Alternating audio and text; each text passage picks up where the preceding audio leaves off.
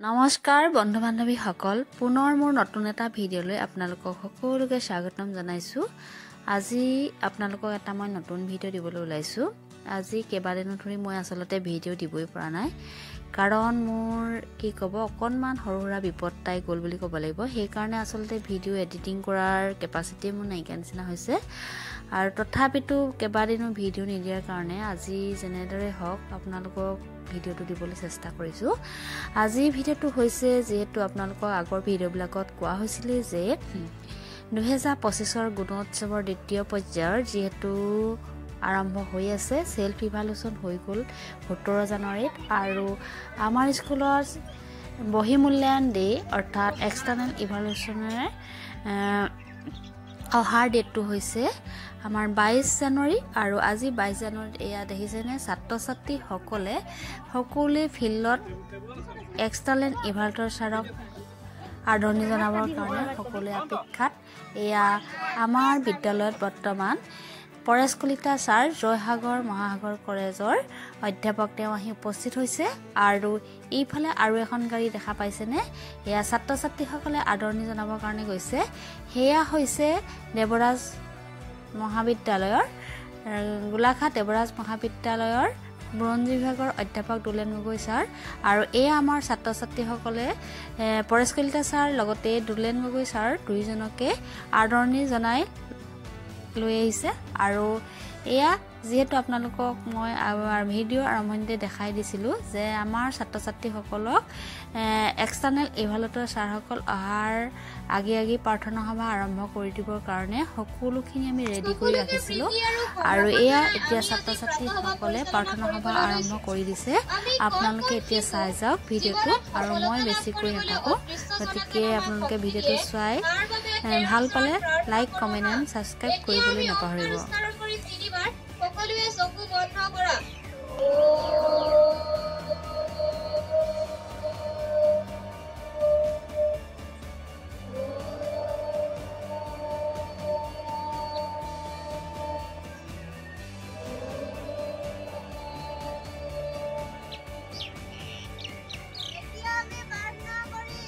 তুমি কৰুণাময় জগতৰে প্ৰাণ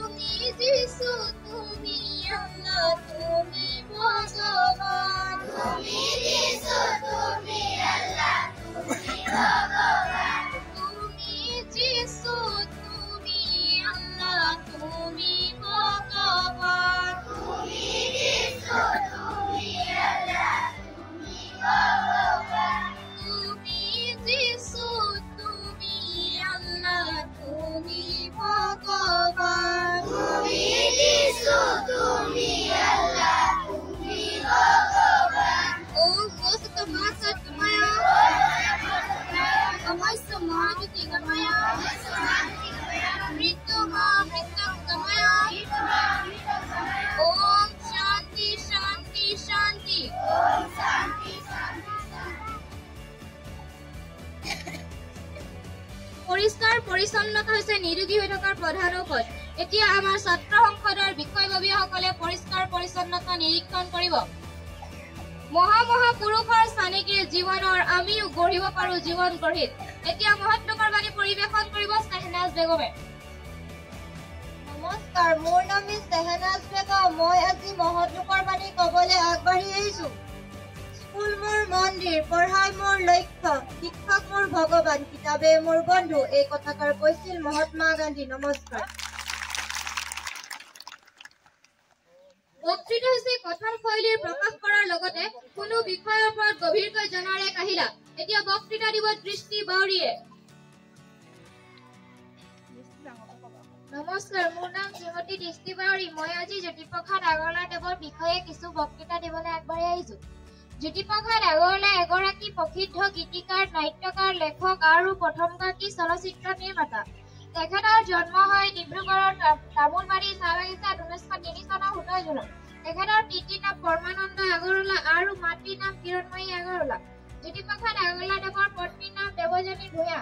অসমীয়া কবিতা, নাটক, প্ৰবন্ধ, সমালোচনা, শিশু সাহিত্য আদি সকলো দিশতে বৰঙণি আগবঢ়াই গৈছে। অসমীয়া সংস্কৃতিলৈ অনবদ্য অৱদানৰ বাবে তেখেতক ৰূপকৰ বুলি কোৱা হয়। জ্যোতিপ্ৰসাদ আগৰৱালা অসমীয়া গীতত আধুনিকতাৰ প্ৰৱৰ্তক। 1935 চনত তেখেতে প্ৰথম অসমীয়া চলচ্চিত্ৰ জয়মতী নিৰ্মাণ কৰে। তেখেতৰ মৃত্যু তিথি 17 জানুৱাৰীক শিল্পী দিৱস ৰূপে পালন কৰা হয়। ইমানকে হ'ল মোৰ চমু বক্তৃতা সামৰি আহিছে। কুইজ হ'ল নজনা কথা জনাৰ এক জ্ঞানৰ ভঁৰাল। এতিয়া কুইজ দিব বিচিত্ৰা কেৰকেটা।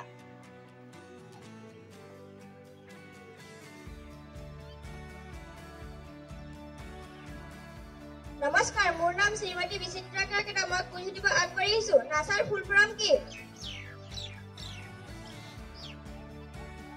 হৈছে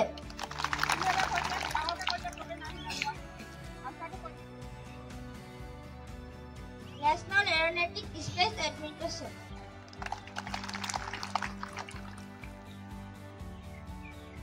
হাঁহিয়ে মন প্ৰাণ প্ৰফুল্লিত কৰে আৰু দিনটোৰ কাৰণে মনটো সতেজ কৰি ৰাখে। এতিয়া হাতৰ সুধিব মুছলিমা বেগমে।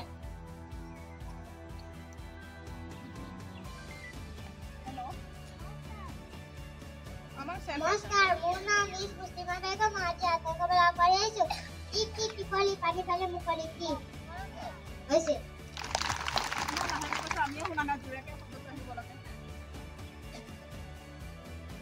এতিয়া নেওতা গাব মনোজ কৰ্মকাৰ।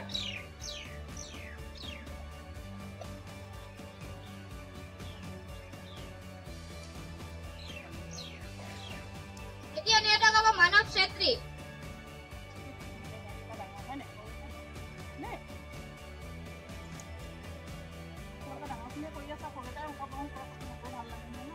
নমস্কাৰ, মোৰ নাম শ্ৰী মানৱ ছেত্ৰী। মই আজি নেওতা গাব আগবাঢ়ি আহিছো। উত্তৰাংকে উত্তৰং, দুই উত্তৰাং 36, তিনি উত্তৰাং 54, চাৰি উত্তৰাং 72, পাঁচ উত্তৰাং 90,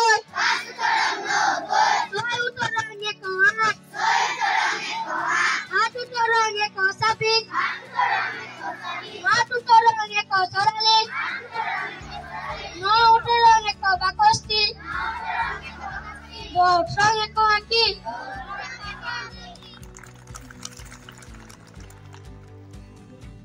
এতিয়া কবিতা আবৃত্তি কৰিব ৰিজৱানা পাৰভিন।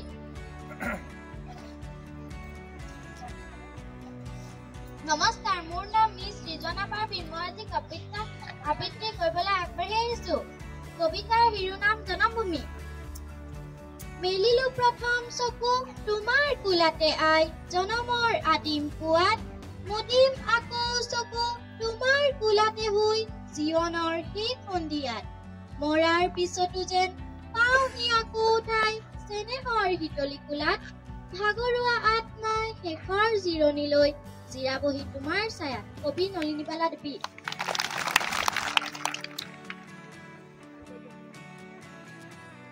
এতিয়া গান পৰিৱেশন কৰিব ফাৰহানা নছৰিন। নমস্কাৰ, মোৰ নাম মিছ ফাৰহানা নাছৰিন। মই আজি গীত পৰিৱেশন কৰিবলৈ আগবাঢ়ি আহিছো।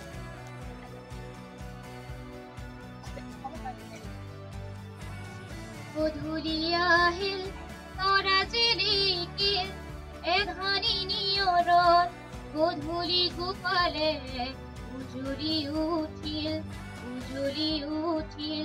জোনৰে পাঞ্চই ঘাটতে চাপিল চিকুনে চেনেহত তোমাৰে কাষলে মনতি উৰিল জোনাকৰে ৰাগি বতাহত বিয়পিল ফুলৰে পাহিছে তোমাৰে হাঁহিতি দেখা যেন লাগিল জোনাকৰে ৰাগি বতাহত বিয়পিল ফুলৰে পাহিছে তোমাৰে হাঁহিতি দেখা যেন লাগিল জোনৰে পাঞ্চই ঘাটতে চাপিল চিকুনে চেনেহত তোমাৰে কাষলে মনতি উৰিল গধূলি আহিল তৰা জিলিকিল এধানি নিয়ৰত গধূলি গোপালে উজলি উঠিল ৰিণিকি তোমাৰে মাতি তুৰণি সৰকি ৰাতিৰে বাহিতে শুনা যেন লাগিল ৰিণিকি তোমাৰে মাতি তুৰণি সৰকি ৰাতিৰে বাহিতে শুনা যেন লাগিল মনৰে লিহিৰি বনৰে সুহৰি তোমাকে ধিয়াই বুজনিয়া গছি উৰাজে মাৰিল গধূলি আহিল তৰা জিলিকিল এধানি নিয়ৰত গধূলি গোপালে উজলি উঠিল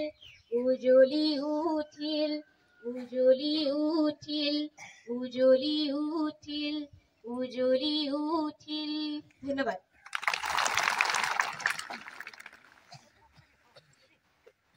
এইখিনি সময় মাৰ মুখখন মনত পেলাই দৰলৈ মূৰ কৰা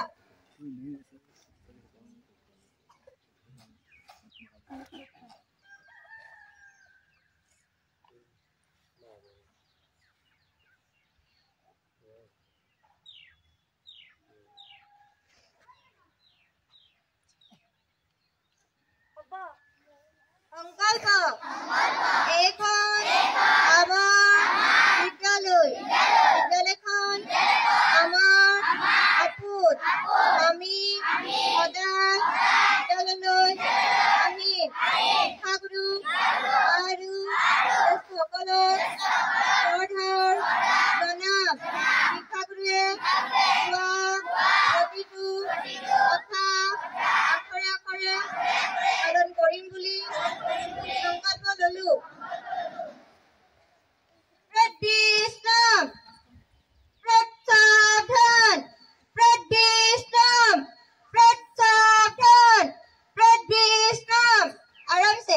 আজি আমি ৰাষ্ট্ৰীয় সংগীতৰে পাৰ্থ বা সামৰণি মাৰিবলৈ লৈছো সাৱধান 3 2 1 ষ্টাৰ্ট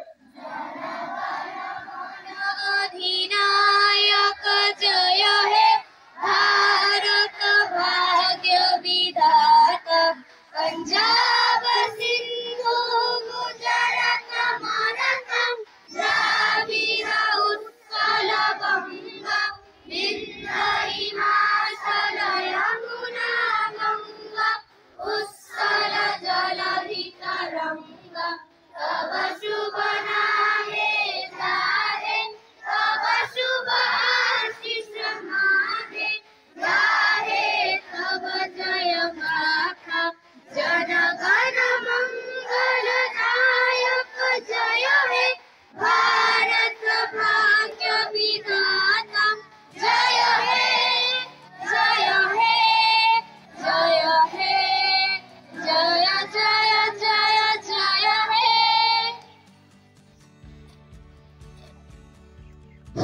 এতিয়া আমাৰ পাৰ্থ সভা সামৰণি পৰিছে তোমালোকে আজি দেখিছা আমাৰ তোমালোকৰ সন্মুখত আজি বহুতো অচিনাকি ছাৰ বাইদেউ বিশেষকৈ দুজন ছাৰক তোমালোকে নাই দেখা তোমালোকক মই চিনাকি কৰি দিব বিচাৰিছো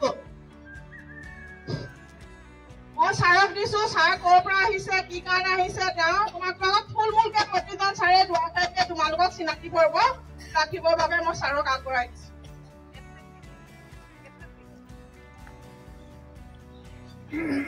সুপ্ৰভাত সকলোকে। মই পৰেশ কলিতা, মই জয়াগৈ মহাবিদ্যালয়ৰ অৰ্থনীতি বিভাগৰ সহযোগী অধ্যাপক।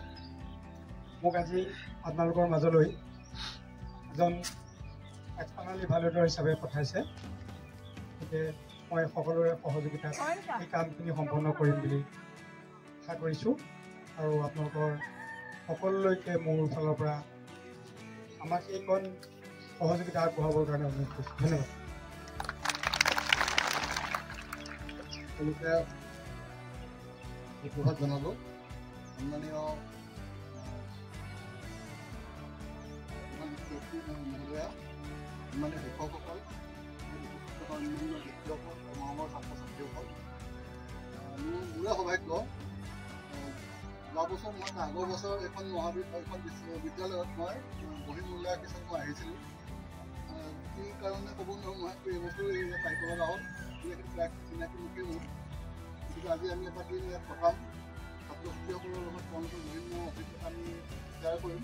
গতিকে সকলোকে শুভেচ্ছা জনালোঁ আৰু সকলোৰে সহযোগিতা আশা কৰি পেলাই মোৰ বক্তব্য সামৰণি মাৰিলোঁ। মই ক'বলৈ পাহৰিছোঁ, মই গোলাঘাট দেৱৰাজুৱা মহাবিদ্যালয়ৰ বুৰঞ্জী বিভাগৰ মই সহযোগী অধ্যাপক। 28 বছৰ কাল মই মহাবিদ্যালয়ত আছোঁ। মোৰ অকল অৰিজিনেল ঘৰ শিৱসাগৰ আৰু এখন মহাবিদ্যালয়তে পঢ়া দিছোঁ। আগৰ পৰাই চিনাকি, গতিকে সকলোৰে সহযোগিতা আমি পাম বুলি আশা কৰিছোঁ। এটা দিন আমি এটা অতিবাহিত কৰিম। ধন্যবাদ।